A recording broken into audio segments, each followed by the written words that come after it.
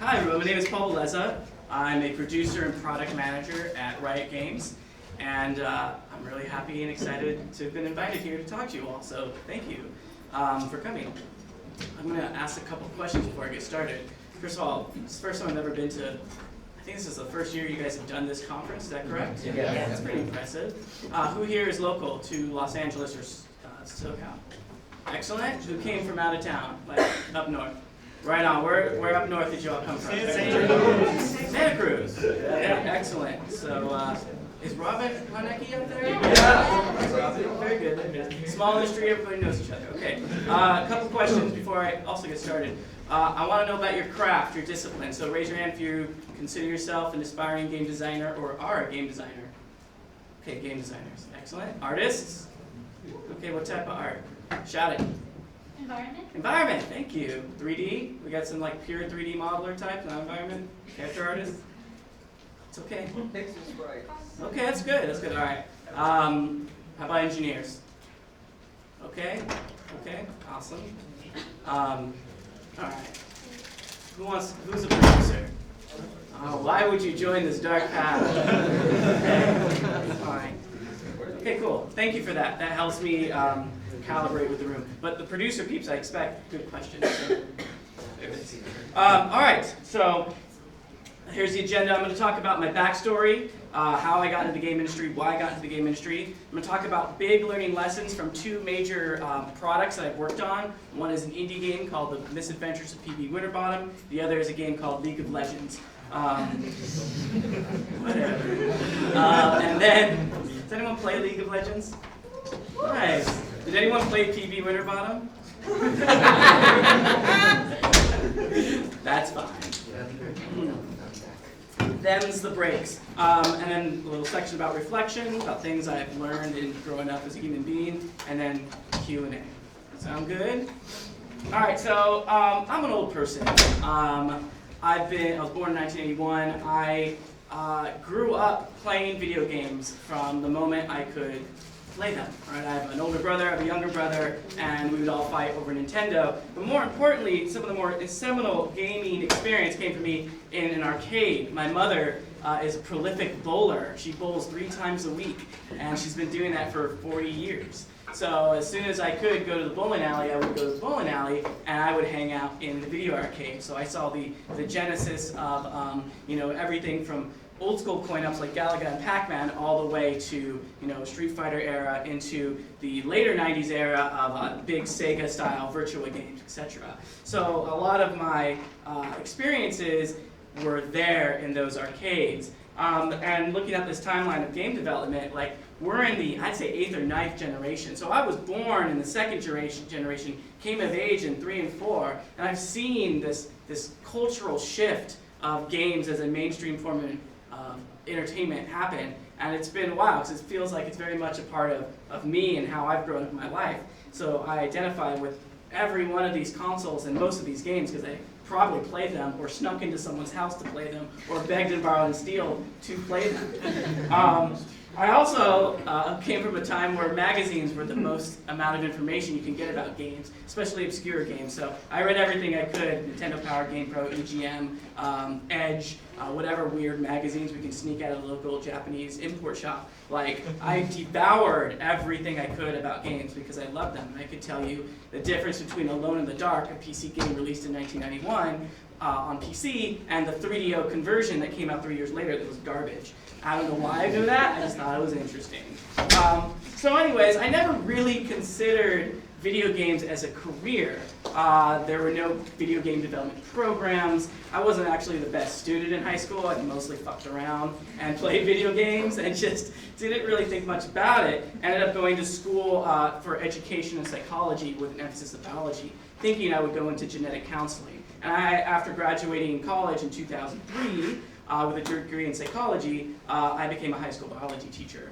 About a year into that, I was like, I talk about video games just as much with my students as I do about biology. And so this was me, this was a long time ago, with some of my students, and here's my awesome review on with my teacher. If you'd rather hear about video games with dorky slurred rants than what you're actually trying to learn, this is the class to take. I hear he works at EB Games now. So cool. Savage in 2006.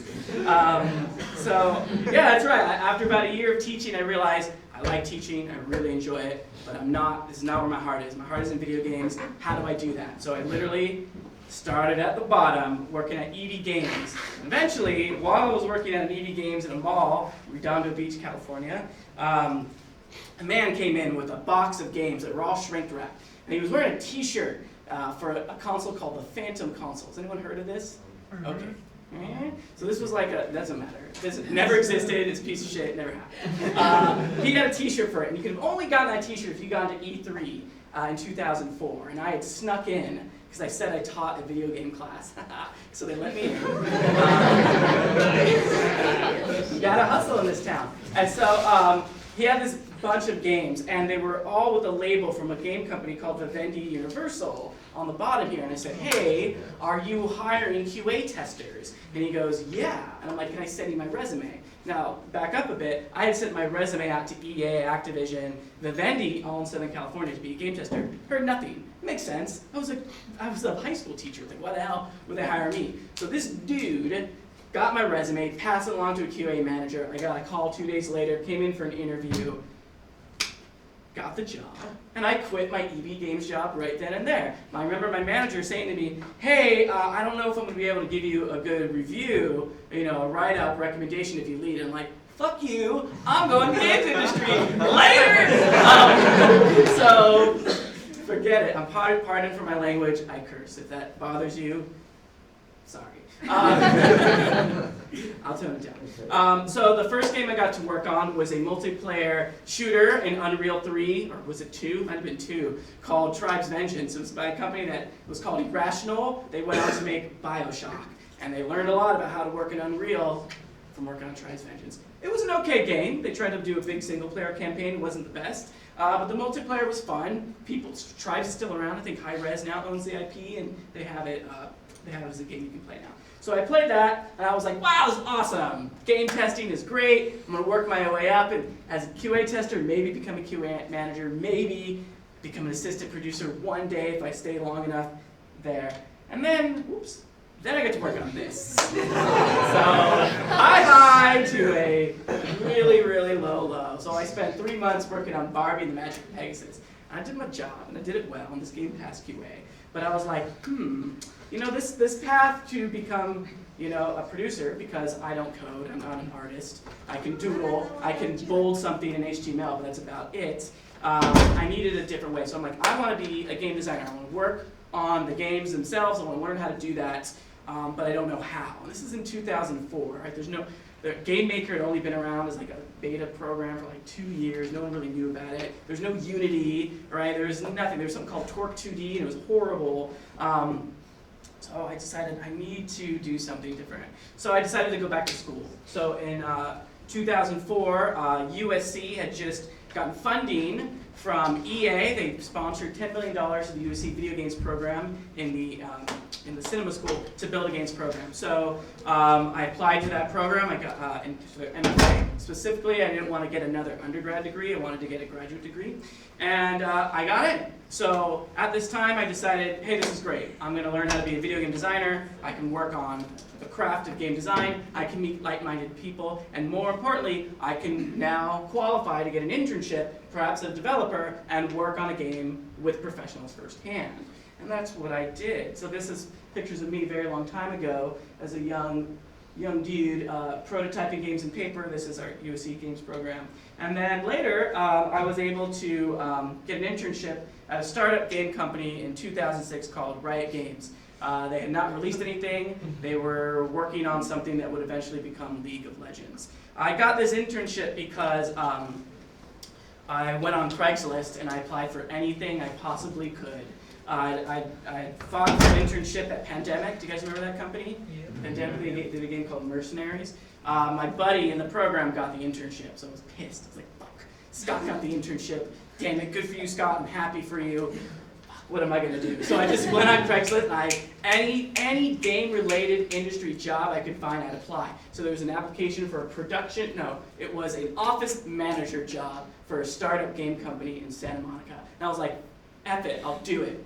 And I sent my resume in and got an email back by a guy named Mark Merrill. And he's like, hey, you go to USC? I went to USC. You like games? I like games. Let's talk. And they hired me, not as an office manager, because I was in school, but as an intern. They said, hey, do you want to be our first intern? I was like, yeah, this is it. Like, this was my moment. Like, finally, I'm in the industry. So I joined Riot really early, and I got to work on a game called Hero Wars, which then became Onslaught, which then eventually became League of Legends. So this was a picture of Singe from League. We used to be Zij, the mad chemist. That's what Ginsu, he was our lead designer. That's what we worked on this together. Mostly I worked on like thematics and user interface and experience. I didn't actually work on any of the core abilities or gameplay. I mostly just helped conceive what the characters would be back in those internship days. But mostly like, we just did whatever needed to be done, right? I wrote a lot of documentation.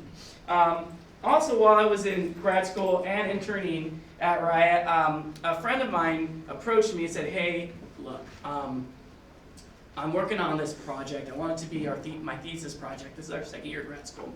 And I need a producer. And at that time, I had made a decision. I decided I wanted to be a producer, not a game designer. After about a year of learning game design mechanics, I realized I didn't have the patience. To be a really good designer, in my opinion, you need to be able to iterate, throw away your work, to never be satisfied with your design, to continue to script it, to code it, to get it to your liking, to tweak the mechanics. That's not my jam, right? I would get frustrated pretty quick if my thing didn't work and I'd get annoyed. So I'm like, I'm gonna opt out of this track. It's just not who I am. What I could do was give my buddies feedback. What I could do was help my buddies organize their stuff. What I could do is help them figure out the fun. And I was like, I should just be a damn producer. And that's when I decided to be a producer. So he invited me. His name was Mac Torba, and he came up with a character called PB Winterbottom, a fat little guy in a silent film world. And he asked if I wanted to be his producer. And I said, yeah, I'm in. The year before us, our classmates, Kelly Santiago and Genova Chen, had worked on a game called Flow, which then eventually got them a deal to make a game called Flower, and then Journey. So those were our classmates, and we looked at them as like, wow, like they're making their own game, they're getting it out there, let's do that too. So we worked on our student game. It was called Misadventures of PB Winterbottom.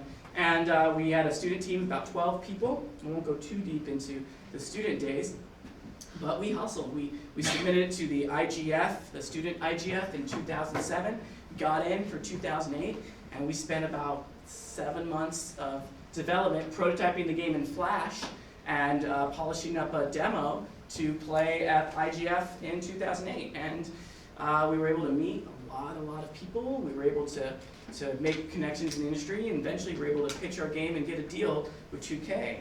So that was that era of my life. So we made that game, we made that student game. We got funded, now we had to do it again. So Matt, my partner, we founded a company called The Odd Gentleman, and we were making PB Winterbottom for a commercial audience. Took us 14 months of development to go from a student game to a commercial game. And you guys know there's a difference in expectations of quality when you're selling something that isn't. Everything needs to be elevated. You can't you can't ship what we had as a student game, that was for sure. And basically got a crash course in how to run a game studio. I had left Riot Games in 2008 to go start The Odd Gentleman. I remember the conversation with Mark and Brandon. They're like, do you want to stay? We'd like to make you an associate producer. And I was like, gentlemen, I appreciate it. It's been an awesome 2 years, but I got to do my thing. And it was very amicable farewell. So, founded The Odd Gentleman. We started with about 5 people. 2 engineers that we hired from DigiPen. Matt, I'm the guy in blue, hanging on to Matt right there, that was us. There's Karna and my buddy Vincent. Vincent was our lead illustrator. Karna was a 3D modeler we hired to join the team. After 14 months of fucking hell, not gonna lie, it was grueling, We shipped the game to Xbox Live, then eventually to PC, and that was that era. And then in 2010, after the game had shipped and we made a few more other projects, I decided to part ways, The Odd Gentleman, because I wanted to go back to Riot and work on League of Legends, specifically because I wanted to learn and grow more as a producer and not as a producer and the head of a studio. TLDR, I'm a video game producer, and that's what I want to do. I didn't want to run a game studio, and I'll explain a little bit more of that later. So I've worked on League of Legends most recently for 7 years, 9 years total of my life. And I've worked on 5 teams on League. For 3 years, I ran champion development. So all champions from Caitlyn to Lucian, a little bit of Jinx, and Yasuo are my fault, so you can yell at me. I was accountable for them being created. I then moved on to in-game events. So I did in-game events for 2 years and some change. So things like the Shurima story event, the Bilgewater lore event. I also did the April Fool's Earth Part 1 and 2. That was our team. Then I joined Skins team last year, and I was on Skins. Shipped Godfistly Sin was the most recent skin that I worked on, and I worked on other not so great ones like Candy King Ivern. Actually, I'm really That's proud. amazing. Thank you. I'm really proud of that skin. I got a lot of shit for it in the company. And as of January, I now run the League of Legends storefront. So if the store sucks, you can blame me because I'm trying to make that better.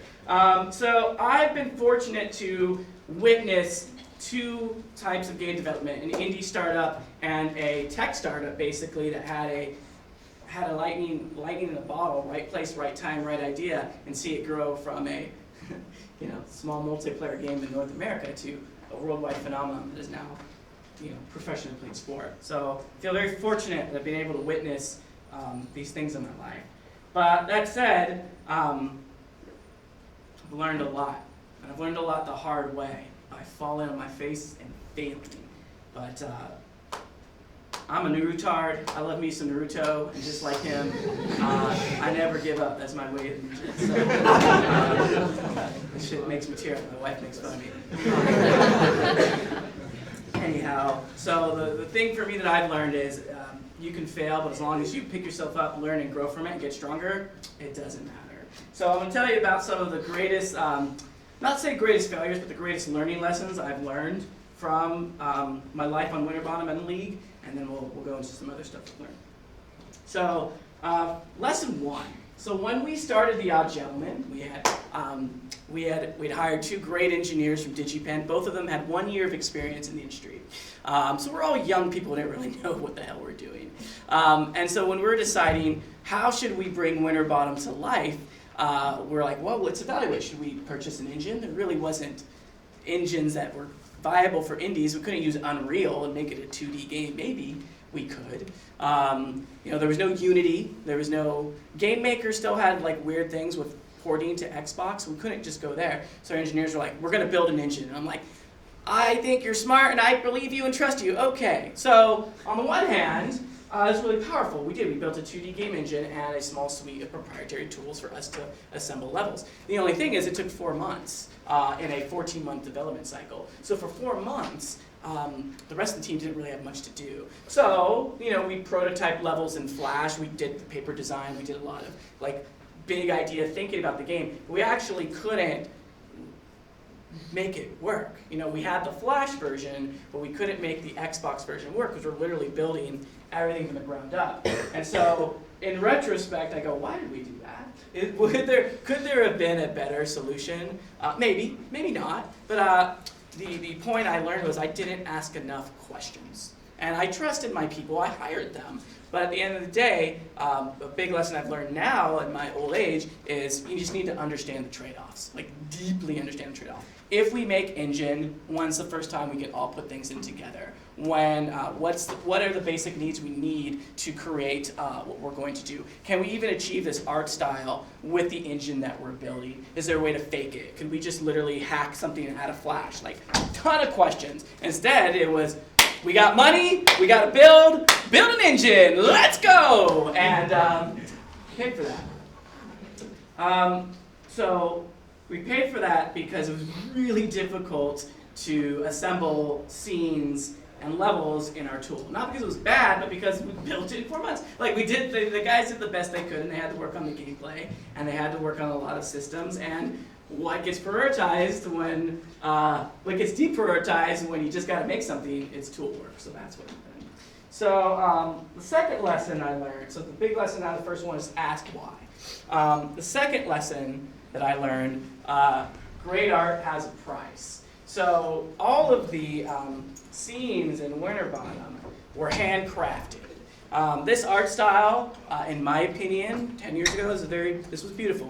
We went from making some janky ass shit in Flash to hiring some very talented artists to achieve a really nice look that reminisced silent film from the early 1920s. We were very excited about it. Thing is, it was very difficult to do. Here's why. Our engine could not render 3D and do the shading and the lighting for this look at all. Like, our engineers were like, no way in hell. It's either like black and white and some basic sprites, or that's all you have. So we said, okay, so what can we do?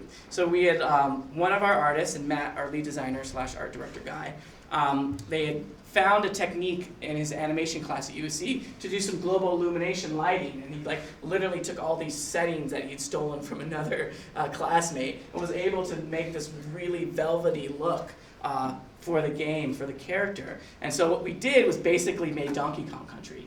So Donkey Kong Country, everything was modeled in 3D and rendered into sprites. So this is all sprite based. And the artists that we had hired, we couldn't just import the Photoshop files and their comps into the tool, which in retrospect would have been amazing, or take levels from Flash and import them into the tool, also would have been amazing. What they would do is we would design our levels with black boxes. We would play test them, be like, this feels fun, and then we would put the art over it. So the artist would then take it, go into Photoshop, and create these insane set pieces, which were great. The only thing is, every one of these assets are little individual pieces. And so they would comp it in Photoshop with like 100 layers, and we would export each layer bit by bit. Then I would go onto our tools and spend 8 hours reassembling this scene by hand, piece by piece. And then our designers would go in, make things move, clean it up, make sure it works. So there was about 115 levels in the game. We had to do that for every level. So, great art with the price. Should we have focused more on the gameplay? If we had down scoped the art fidelity, probably could have got more levels out of it, that's for sure. But you know, we had a vision for the art and we paid for it, and that's the cost. Lesson 3. Building a great game isn't enough.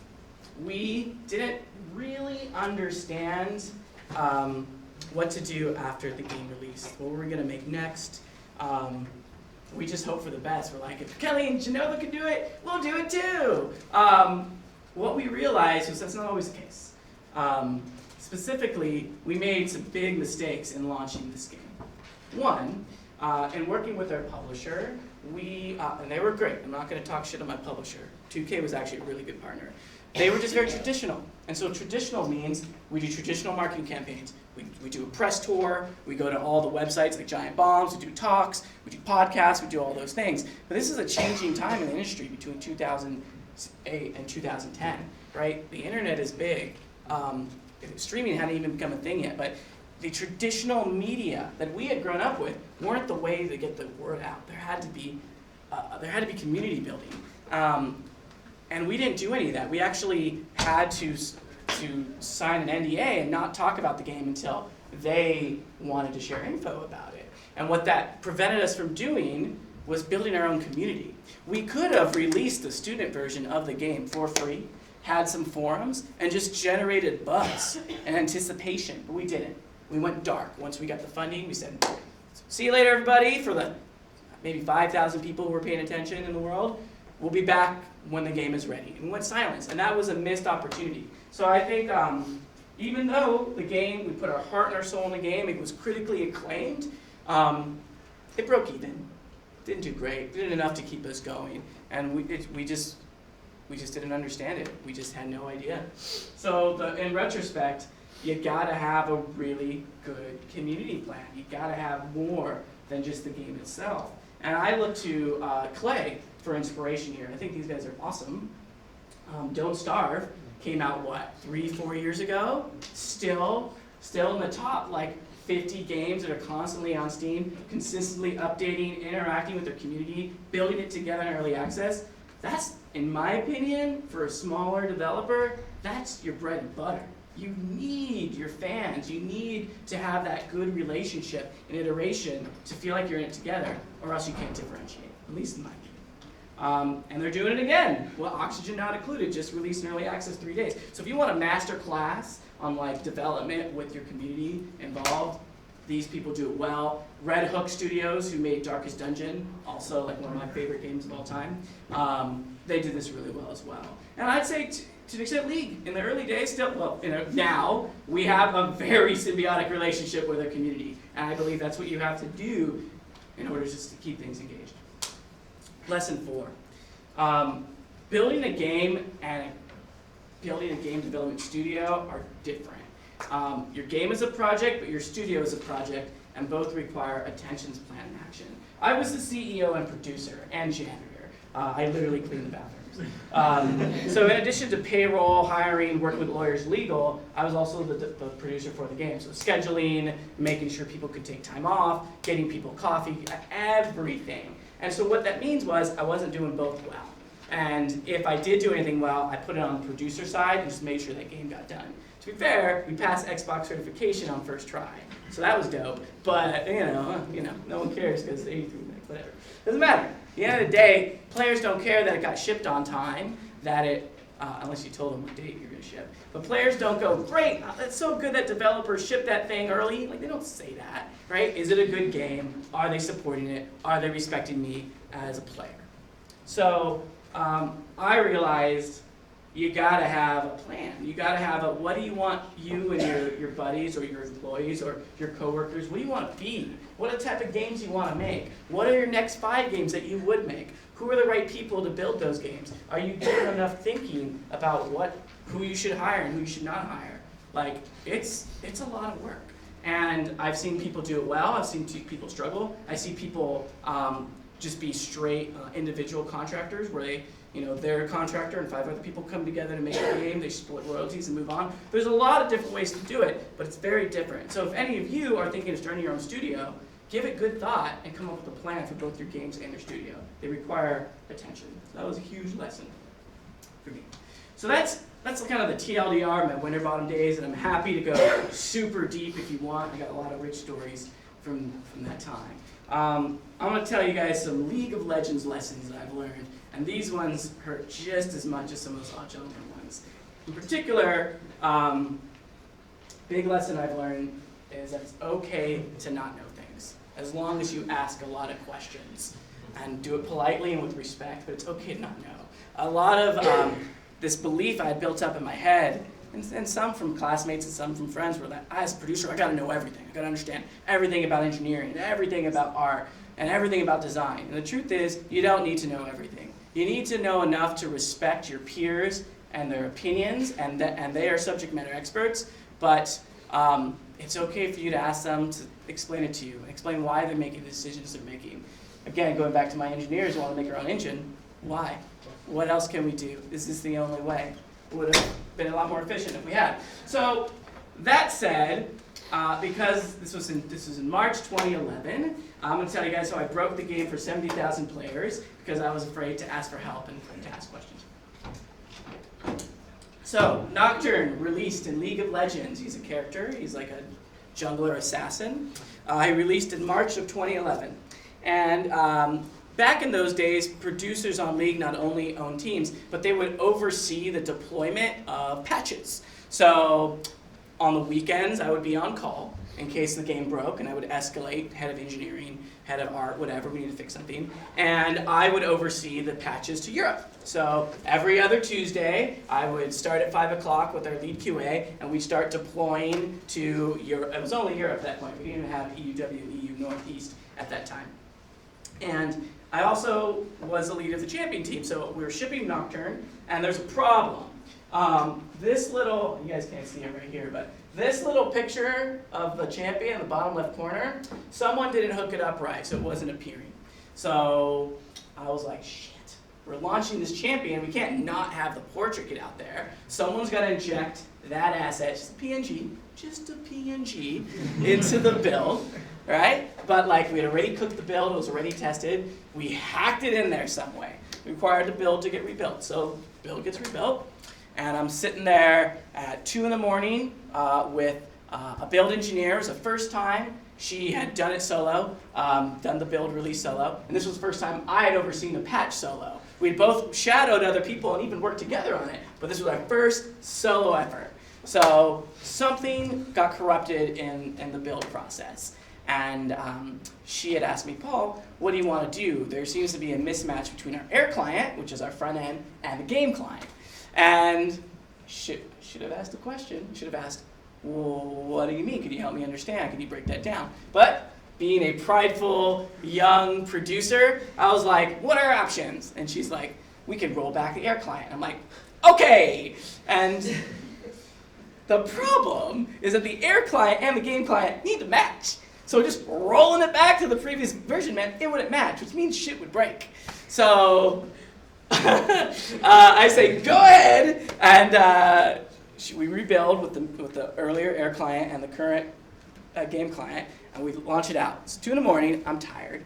I go, all right, send it to the CDN, Content Distribution Network, and then we'll start distributing it to all players in Europe after I download and test. She goes, okay, so I go home, I download, it's up on the CDN, it's about 85% done. I'm like, it's looking good, open the floodgate. So open it up to all of Europe so they can start downloading the patch, and it gets to 99.9%, and it hangs, it's hanging. I'm like, why is it hanging? Why? And I go, fuck. I call the head of engineering, the head of development management, and I'm like, the game won't finish patching. And turns out that those numbers need to match. And we were beta testing a new patcher, so players with the new beta tested patcher, the game would self-correct and it'd be okay. But for the 70,000 users who hadn't moved over, they had to reinstall the game from scratch. So, yep. So I get back to the office at 6 a.m. I get locked out of the office. It escalates. You know when things go really wrong, they just get worse and worse. So like, fuck 70,000 players, locked myself out of the office. My wife is mad at me. And it's my fiance at the time, not now wife. Yeah, but you know, we banded together, we got it fixed, we got it done. And on my review, one of the big learning items was avoid catastrophe at all costs. Ask more questions. So, ask more questions, everybody. Especially when you don't know, it's okay. It's okay. Get over that ego shit. Just be like, I need to know, please, can you break it down? And I drive my I do not drive my engineers crazy with that now.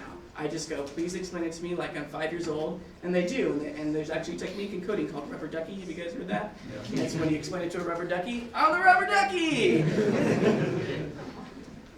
So it works out for everybody. Okay, so this is a more recent lesson. This one's a little more abstract, so you have to bear with me. This lesson is output is not the same as outcome. TLDR, you can make a ton of things, but if the things don't actually change human behavior or make a giant impact, it doesn't matter, right? We've worked on games where they just stack it up with lots of stuff, but at the end of the day, something simple about it doesn't click and it doesn't matter. I'm sure you've played hundreds of games that fit that criteria.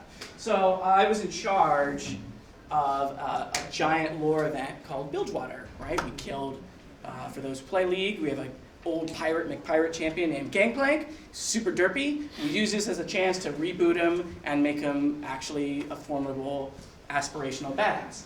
So we did this whole event where we would kill him, bring him back to life, make some story skins. We had a map that was like pirate themed. We did all this stuff. We had 14 teams working together for 10 months to deliver this. And I got the whole company rallied behind it.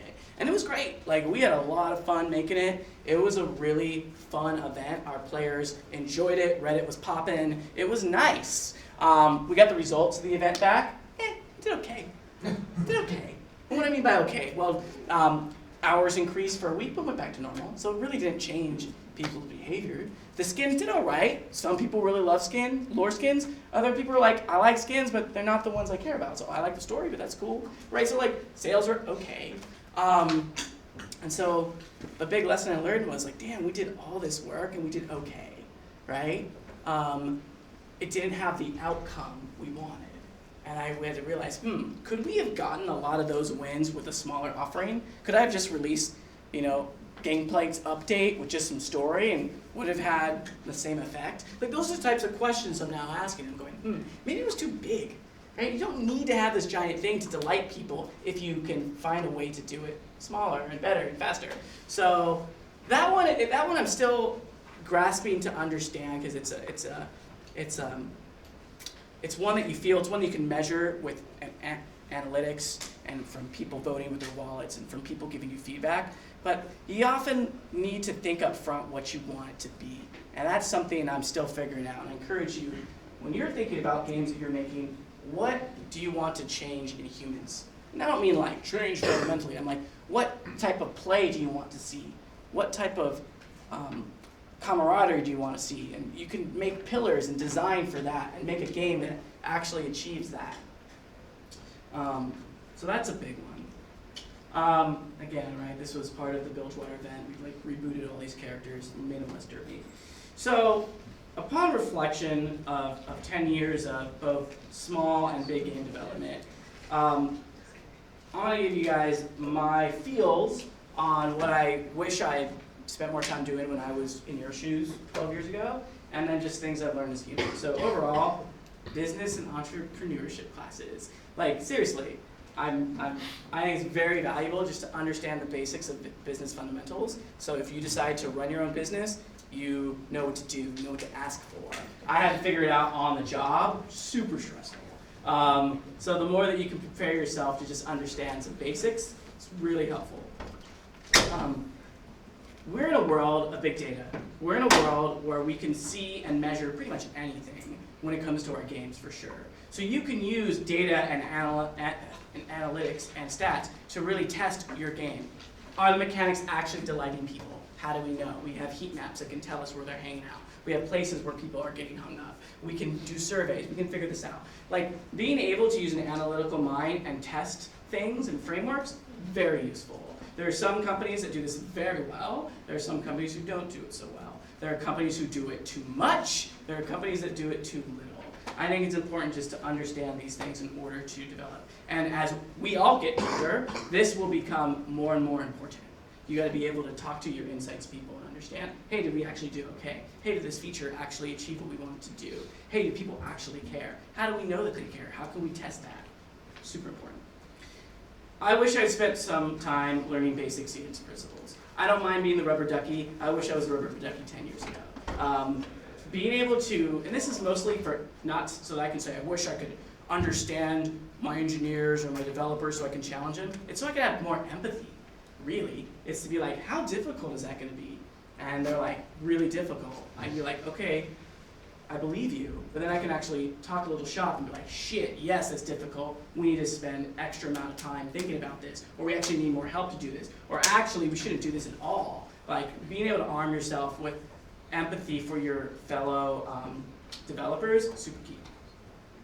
And lastly, finding my own voice and speaking up. I was very, I'd have a gut feeling about something. I'd have an opinion. Maybe people didn't agree with it, but I would keep it here. I would just shut up. I'm just a producer. I'm not supposed to have an opinion.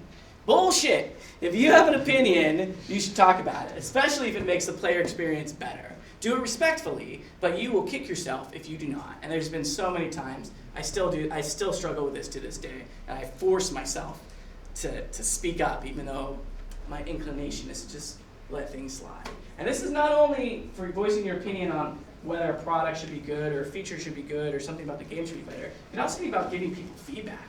Sometimes you witness an interaction that's just not nice or not good teamwork. You gotta call that shit out, align your team. Which leads me to my next point. Production is about people. Like, I'm not a schedule monkey. I'm not a telephone. I'm not here just to go, hey, artist X needs this from engineer Y.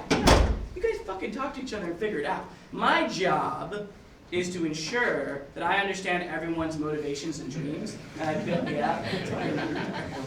and I build and establish the right culture and team to build the thing we're trying to do. We have an analogy at Riot that we're not a family, we're a sports team. And that analogy is apt because a family means unconditional love. It's your family.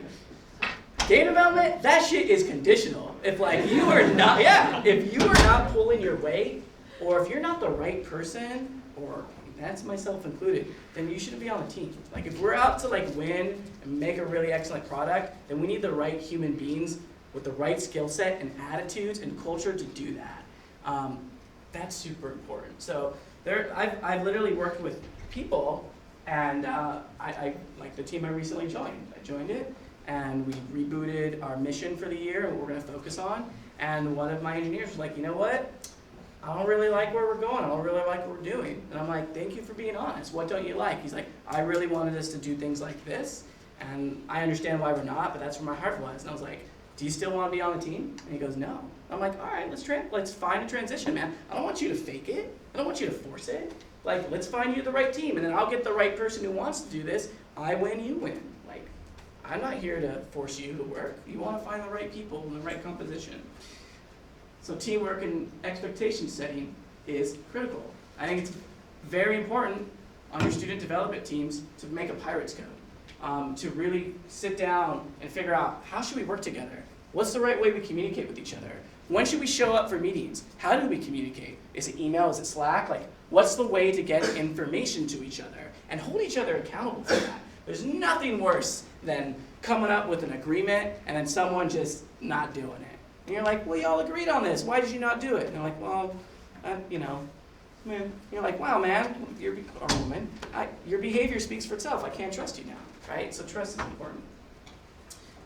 Seek feedback often and grow from it. So something I like to do, maybe I'm a masochist, but I go to some of my mentors and my senior leaders, and I talk about what's going on, and I ask, give me some raw feedback. Now this is mostly effective if you work with these people together. Like if I go to the head of League of Legends, his name's Joe Tung, I see Joe Tung every day, but we don't work together. So if I go, hey Joe, give me some feedback, he's actually not gonna have anything useful for me because we don't interact on a day-to-day. The person that's useful is my boss, who I do work closely with. And so at the end of the week, I'm like, we have a meeting, we have a one-on-one, and I go, hey, do you have any feedback for me? And then I give her feedback too.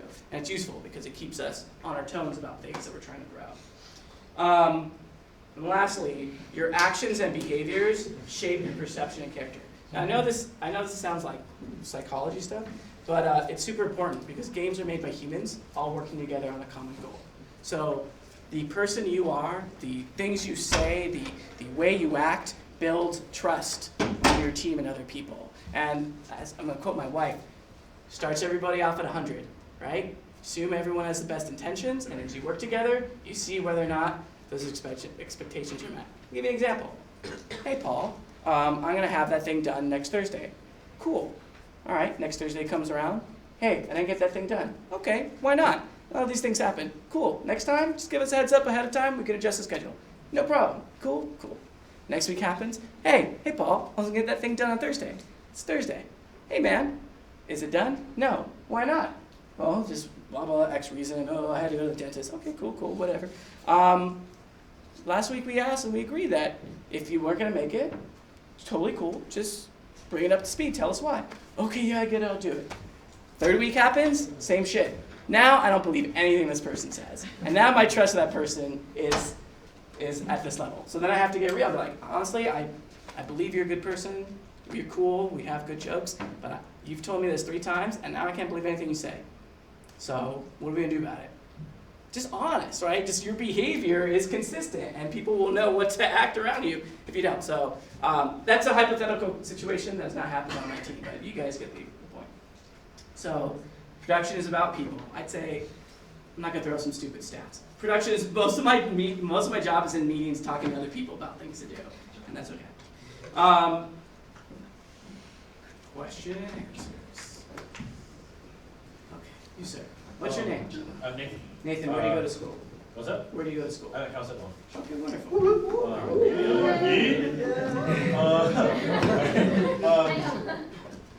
In your, I just had a giant page, but I'll start with one. So in your anecdote about the person who's kind of dissatisfied with the direction of the team they were on, that kind of implied that there was a culture where that kind of feedback that wasn't necessarily, like, he wasn't saying like, oh, I'm so sorry about it, definitely was bandwagoning. He was kind of going in this direction that could be viewed as like negative or something like that. Do you have any advice for building a culture with that kind of, where that respectful critique can like thrive, and and it can kind of come to you without you necessarily having to go through like a giant team, like one-on-one, or maybe the one-on-one. Okay, so let me see if I understand. So you want to build a team culture where people can come and be straight up honest with you and let you know if they're aligned or not aligned. Yeah. Start with saying to your whole team or that person, hey, this is what X. I want X. I want us to be a team that does X. You can be real with me 100%, and I'll be objective as possible, and hear you out. You build that trust with that person, and then see what they say back. I mean, at the end of the day, you can't control people's feelings. People are going to feel what they're going to feel. And two,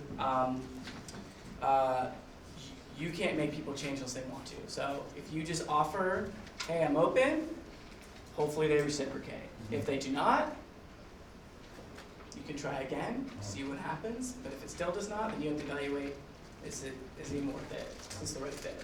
I know it's really vague, but I err on the side of just being honest and straight and making people feel comfortable. Like, hey, this is a safe place, I'm not going to judge. Just give me the real shit and see what they say. Take it or leave it. You mentioned the difference between running the studio and running the project. Yep.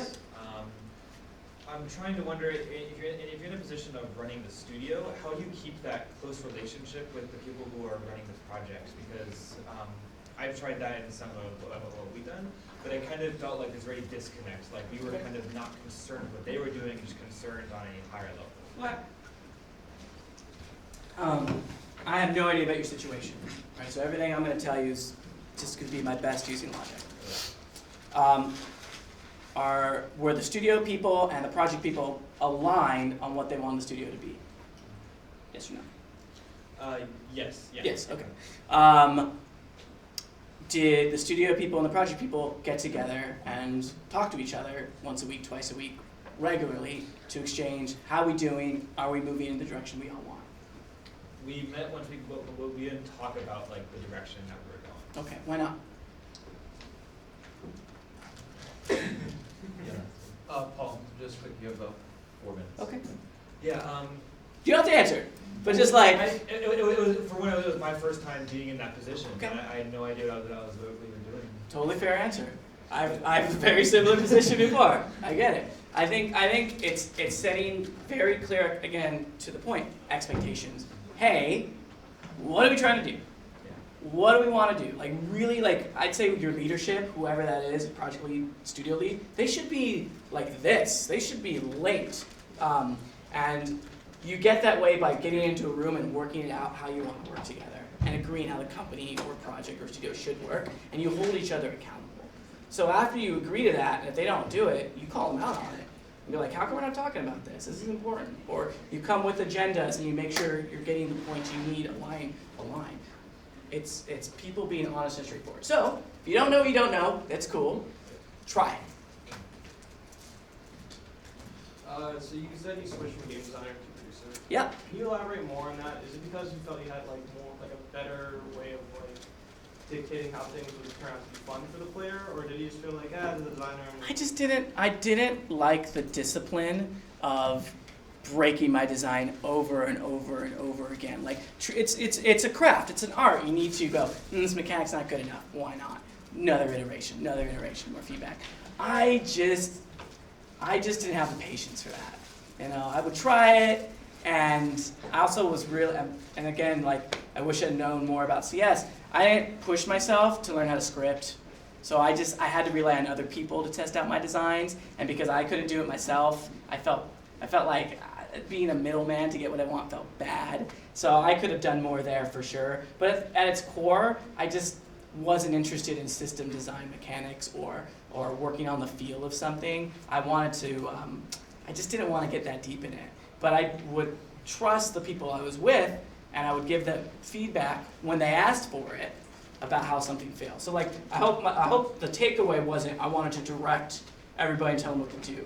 My takeaway was I wanted to be a sounding board for the player.